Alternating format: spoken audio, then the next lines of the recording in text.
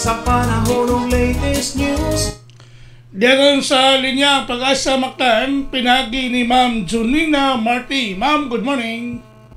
Good morning, Sir Ariel. O sa itong mga suking tipaminaw mo itong latest weather update.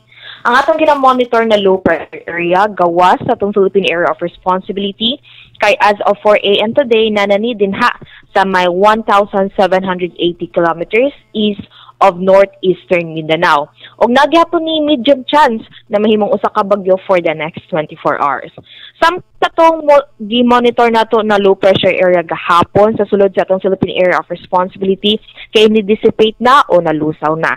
Padayon gyapon nakaapektar kining easterlies dinha sa may Central Luzon, Southern Luzon lakip na dinhi sa Visayas. Og tungod niini makasinati ta karong adlaw og madag-umon nga kalangitan, kiniugan ani mga katag-katag nga pagulan pagpanuto og kilat.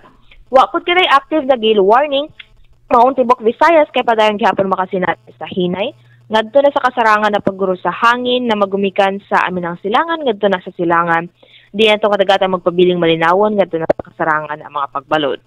Dinhi sa Sugbo at katagatan kay nay paghunas unyang 1:39 sa hapon ug mataob kini ugma sa 5:22 sa kadlaw. Temperatura nato for the next 24 hours magduwa kini sa 26 ngadto na sa 32 degrees sentigrado ug atong haring adlaw kay ni silang ganinang 5:33 sa buntag ug salop kini unya sa 5:27 sa hapon. Ug matong latest weather update gikan dire sa buhatan sa DOST Pag-asa Mactan kini si Junina Marti mayong buntag ug daghang salamat.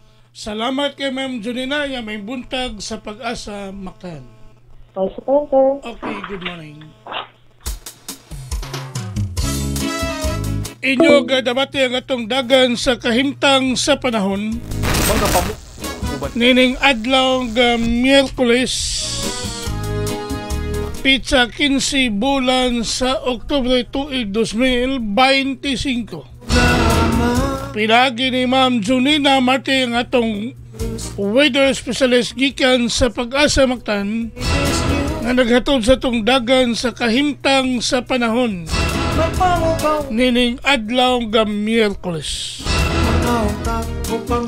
Salamat kayo sa Pag-asa Mactan ug mayong buntag kanatong tanan. Simba sa kabisi makatunga adunay na misa mutambong og magamputa kung balitaning atong dakbayan mahibalo gayon ang katawhan balita sa trapiko inyong masayran sa Lapu-Lapu City TV News.